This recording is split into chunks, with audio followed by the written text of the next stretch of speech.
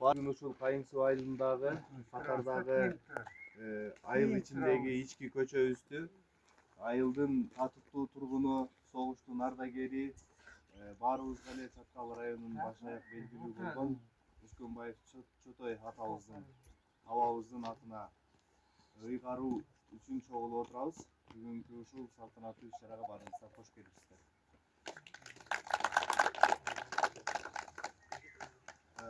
Бүгүнкү салтанаттуу иш-чаранын катарында алгачкы акциялуу сөздөрдөн кийин Айнур эжекем Чотой абамын өмүр баянын, андан кийин ошол жергиликтүү башкаруу органдарынан чыккан чечимдери менен сиздерди тааныштырат. Ага чейин алгачкы сөздү Чаткал райондук мамлекеттик администрациясынын башчысы Акимдин биринчи орун басары Абдыкалыковна Чолпон Абдыкалыковнага сөз берип коебуз. Саламатсыздарбы, урматтуу чаткалдыктар, аман эсен турасыздарбы? Бүгүнкү күн биз үчүн дагы бир эсте каларлык, Чаткал элинде бир жакшы күндөрдүн бири экен.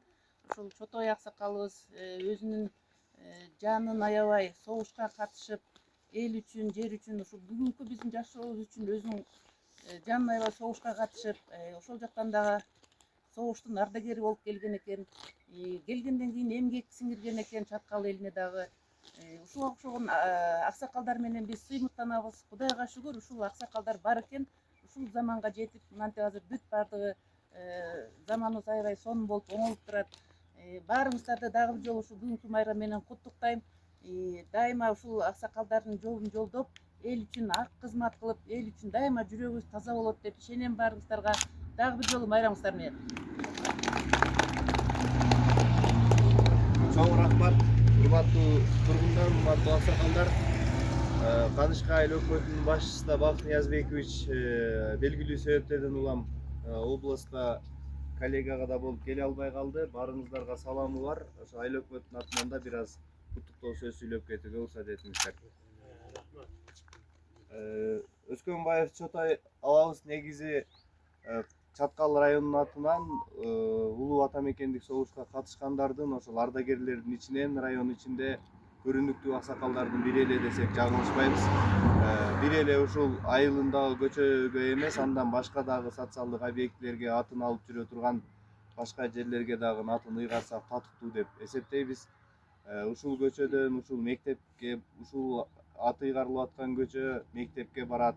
Өзүнүн чоңойтуп өстүргөн уул бала чакалары жашаган үйлөргө барат. Ушул көчөдө жүргөндө абабыздын басып өткөн жолун, анын жаштарга, кийинки муундарга көрсөтө ала турган өзүнүн үлгүлөрүн эстеп, андан биздин артыбыздагы жаш муундарга айтып жүрөбүз деп ишенем. Мындай аксакалдарыбыз, ардагерлерибиз дайыма кыргыз элинин, районубуздун, анан өзүбүздүн айыл аймактагы сап башындагы үлгү болуп жүрө берет деп ишенем. Анда эмесе дагы кийинки сөздү айыл аксакалдардын атынан Аксакалдар кеңешинин төрагасы Кубиев Ашыркул абага берип койго уруксат этиңиздер. Урматтуу Кайынсуу айылынын тургундары, мына бүгүн жакшы күн белгиленип атат. Чотой абабыз чындыгында қан майданда барып, согушка катышып, согуштан кайтып келип, ушул элдин арасында өмүр өткөнчө кызмат кылды. Ошону менен бирге эле ошол балдарын окутту, чокутту, тарбиялады, өстүрдү, баардыгын жогорку билимдүү кылды. Мына ошол абабыздын эмгеги экен, Марал азыр белгилүү билимдин ээси, докторлук наамга чейин жетип отурат. Ал кишинин ошол кылган мээнети, эмгеги ушу балдарына билим берсем, тарбияласам, өстүрсөм деген ниетте болгон. Мына ошол бул кишилердин эстелиги, элеси биздин түбөлүк көкүрөгүбүздө калышы керек, жүрөгүбүздө калышы керек. Булардын эмгектери, булардын кан кечкен күндөрү дайыма биз эскерип, эстеп жүрүшүбүз керек. Мына ушул көчөнүн аты коюлуп атыптыр. Чындыгында жана айыл өкмөтүнүн айттыбы эми чоң жерлерди деле койсо боло турган эмгектери бар эле. Ошондой болсо да эми балдарыбыздын өзүбүздүн көчкөгө коелу деген сунушту кылган экен. Жакшылык болсун, бул кишинин эмгегин баалап бул көчкөгө койгонуңарга балдарга дагы ыраазычылык дайыма мындан бияктышын неберелери ошол кишинин жакшы баягы тарбиясын көргөн балдардан болуп чыгуу. Мына бүгін көрінікті адамдарымыздың бірі, көрінікті ақсақалдарымыздың бірі Шотой тағаның көшеге атын қою жөнінде келіп отырамыз. Барлығымыз бұл кісінің басқан тұрғаны, сөйлеген сөзі бұл жашауды шындық деп қана айтып келеді. Балам, Құдақарыз өміріңіз ұзын болсын, келешегіңіз кең болсын. Еми таза жүр, тура сөйле, елге қалыс бол деген осияттар әлі құлағымның ұшында тұрады. Олардың берген тарбиясы біз үшін естен кеткізелі болып ұйып алды. Келешекте үлгілі көшелерден болсын. Bazı bu su köşeğe gelgende жақсынай болып, жақсы сезімде болып жүрейді балдар, ел жұрт. Емін edeybiz, балдардың uzun ömür қалайбыз. Ал кишinin жатқан жері жайлы болсын, дайым өзімізде шөбелікке сақталып қала береді. Абабыздын уулу Өскөнбаев Байзак экөөбүзгө бир көрсөтүп түшсөйг.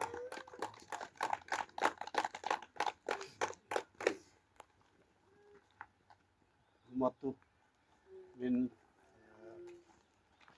Алтын өрөөн болгон Чаткал өрөөнүнүн тургундары жана ошону менен бирдикте эле биздин чоң айыл болуп статус алган Кайыңсуу айылынын тургундары ушул атамдын көчөнүн атына коюшка биздин ушул Кайыңсуу айылынын тургундарынын макулдугу менен болду. Ошол айылдын тургундарынын макулдугу менен өкмөткө жеткизилип, өкмөттөн буйрук токтомдор чыкты. Мен ушул Кайыңсуу айылынын тургундарынын жалпы баардыгына бекемден соолук, айылдын ортосунда ынтымак, ырашкерлик каалайм. Баарыңыздарга Өскөнбаевдардын атынан терең таазим этип, рахматымды айтып, тургундарга таазим этем.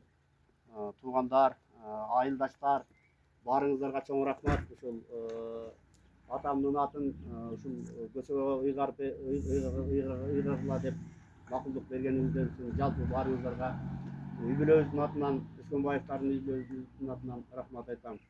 Жалпы баарыңыздарга бекемден соолук, айылга ынтымак каалайм. Рахмат. Бүгүнкү жыйындын катышуучулары, анда эмесе келген конокторго жана башка аксакалдын жана согуштун ардагеринин өмүр баяны боюнча маалымат берүү үчүн Өскөнбаева Айнур эжеге чакыртуу көрсөтүлдү. Чаткал райондук мамлекеттик администрация башчысынын орун басары Чолкон Абдыкалыковна, урматтуу коноктор, урматтуу агалар, өмүр бизден өтүп кетсе эл эмгектен эскерсин деп бүгүн ушул атамдын эмгегин эскерип турууга келип, көчөнүн атын бергенге макулдук берип, ошол көчөнү коюп, өзүңүздөр ачылышына келип катышып тургандыгыңыздар үчүн чоң рахмат. Улуу атамекендик согуштун катышуучусу, эмгектин ардагери Чотой Өскөнбаев 1923-жылы 6 октябрда Ош областынын Жаңжол районуна караштуу Канышкыя колхозунда туулган. 1930-жылы Канышкыя колхозуна караштуу орто мектебинин 1-классына кирип, 1937-жылы 7-классын ийгиликтүү аяктаган.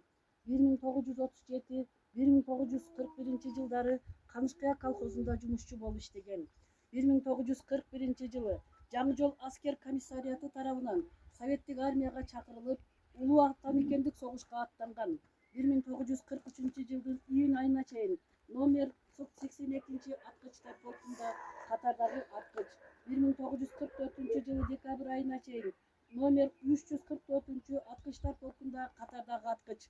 1947-жылдын сентябрь айына чейин номер 11-мета аткычтар полкунда катардагы аткыч кызматын өтөгөн.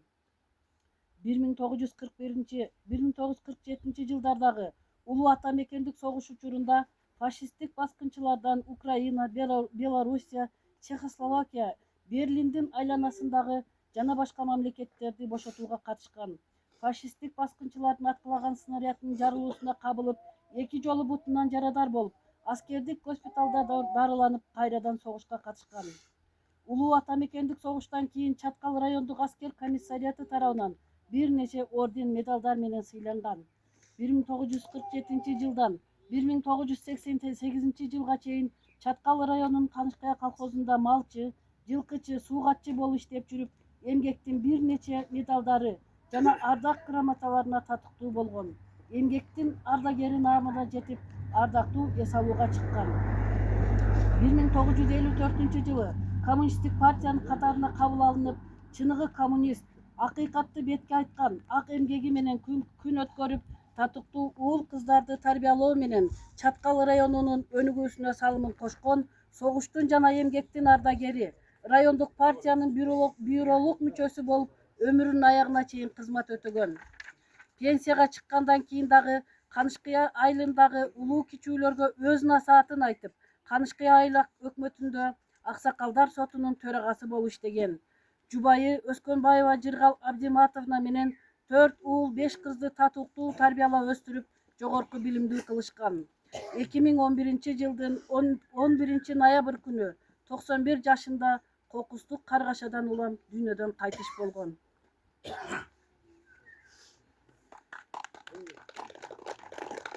Канышкыя айыл өкмөтүнүн Канышкыя айылдык кеңешинин 7-чакырылышынын кезектеги 29 сессиясынын номер 24 токтому көчөгө ат коюу жөнүндө Канышкыя айыл өкмөтүнүн башчысы Бакыт Исабековдун 2023 жылдын 21 ноябрындагы номер 0119/1153 чыгыш сандуу Кайымсуу айылынын тургундарынын 23 жылдын 19 ноябрындагы элдик жыйынынын негизинде Кайымсуу айылынын ички көчөсүнө Өскөнбаев Чотойдун атын коюу боюнча жазган кайрылуусу менен таанышып жана талкуулап, Канышкыя айылдык кеңеши токтом кылат. 1. Канышкыя айыл өкмөтүнө караштуу Кайымсуу айылынын ички көчөсүнө улуу ата мекендик согуштун ардагери Өскөнбаев Чотойдун ысымы ыйгарылсын. 2. Көчөгө ысымы берилген жарандын атын жазып, көрктөндүрүлүшүнө жана абалына көз салуу Чотой Өскөнбаевдин уул кыздарына жана туугандарына милдеттендирилсин. 3. Токтомдун аткарылышын көзөмөлдөө Канышкыя айылдык кеңешинин маданият, билим берүү, саламаттык сактоо жана социалдык маселелер боюнча туруктуу комиссиясына жүктөлсүн. Иш алып баруу Кайымсуу айылынын айыл башчысы Кадыр Абасовго тапшырылсын.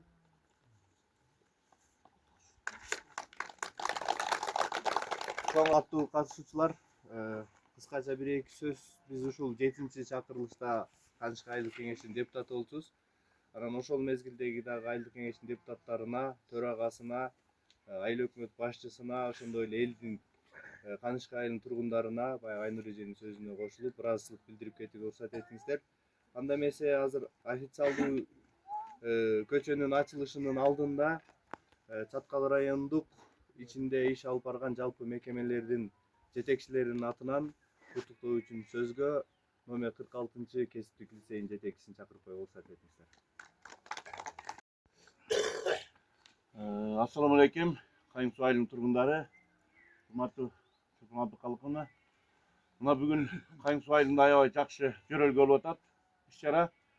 Бул биринчиден ушул Аксакалдын басып өткөн өмүр жолун эстеп, экинчиден ушул бир эле Кайымсуу айыл эмес, ушул Чаткал өрөөнүнө бир эсте кала тургандай, бир тарбиялап тургандай бир мүмкүнчүлүктөр түзүлүп жатат да. Себеби дегенде ар бир инсанды бир багыттап жана кылып кое берген болбойт. Себеби бул кишинин да мына жогоруда айтып өткөн аксакалдардын сөзүнө караганда бул аксакалдын басып өткөн таржымалы өзүнчө бир тарых экен. Şu жерлерде эмгек кылып, көптөгөн жакшы иштерди уюштурган, көптөгөн жакшы насааттарын айткан инсан катары мына бүгүн Өскөнбаевдер атасынын атын өздөрү эле коюп албастан элдин ыраазычылыгы менен, элдин макулдугу менен Өкмөттүн макулдугу менен ушул көчөгө ыйгарып отуруптур. Эмне дейбиз? Жогоруда айткандай эл эмгектен эскерсин деген ушундай болот. Себеби дегенде мына биз көрбөгөн менен мына аксакалдар көргөн, андан кийинки мына жаштар өсүп өнүп атат. Булар ушу баардык ушу портреттен көрүп ушу көчөгө кирип кетип атып, ушул аксакал ким болду экен деп жок дегенде ойлонушат. Ушу кишинин тарыхы менен кызыккандар таанышат. Ушундай бир жакшы инсандар болжок деп үмүттөнөт. Сиздерди окутуп, чокутуп, мына баардык тармактарда иш алып баратабыз. Мына биздин кесиптешибиз Байзак Чотоевич да ушу биз менен мына качты 30 жылдан бери ушул лицейде балдарга тарбия берип келатат. Эмне дейбиз эми? Дайыма жакшылыктар болсун эми. Бул аксакалдын өмүрүн бердин жаштарга. Ушул жерге катышып аткандын баарына ден соолук, аманчылык, Кудай буйруса ушундай жакшы иштерге жөрөлгө болуп жүрө бериңиздер, катышып жүрө бериңиздер. Андай эмесе, урматтуу коноктор, Чолпон Абдыкалыковна уруксатыңыз менен Куран түшүрүп, ушул бүгүнкү атайын аты ыйгарылган көчөгө коюлган бюсттү, ушул эстеликти ачууга кезек берсек.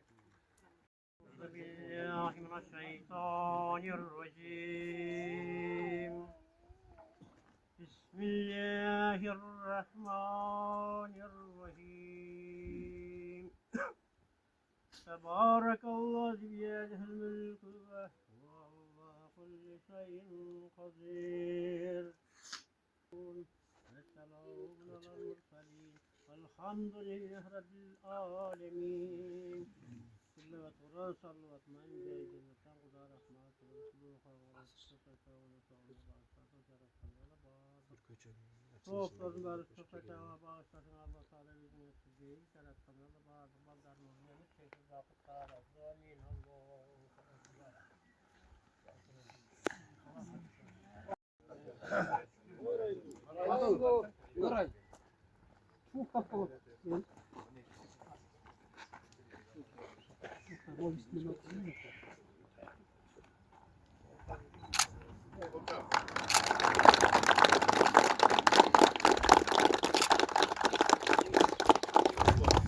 Урматтуу айыл тургундары, эми ушул көчөнү ачып берип алгандан кийин эми ушул күндөн баштап бул 2023-жылдан баштап эле көчөнүн аты Чотой Өскөнбаев атындагы көчө болуп келет. Бүгүнкү күндөн баштап эми официалдуу ушул аты берилип атат. Анан жалпы эле айыл өкмөттүн атынан сиздерге ушул көчөдө жашаган тургундарга кайрылуу иретинде бир эки сөз айта кетейин дедим эле. Чотой Өскөнбаев атындагы көчөдө жашагандар башка айылдарга, башка көчөлөргө үлгү болгондой болуп жашашыңыздарды суранат элек да. Жаман иштер, жаман сөздөр ээрчип ушул көчөдө ушундай жаман иш болуптур дегендерде эми жөн эле көчө айтылбай ошол жерде Чотой Өскөнбаев деген ат да кошулуп ээрчип калат. Ошондуктан башка айылдардагы көчөлөргө Чотой Өскөнбаев атындагы көчөдөй үлгү болсун деп жүрсүн. Анда Абдыкалыковна келиңиздер, аксакалдар келиңиздер. Түркөп официалдуу ачылыш кылып берип коесуздар,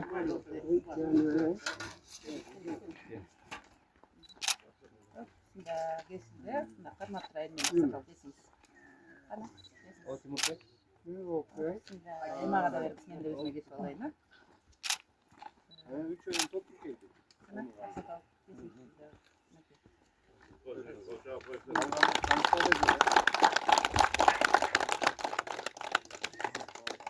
Урматтуу туугандар, урматтуу жамаат, айыл аксакалдары, меймандар, азыр үйгө өтүп чайга даам сызып, анан кийин кеттиңиздер, бардыңыздарга.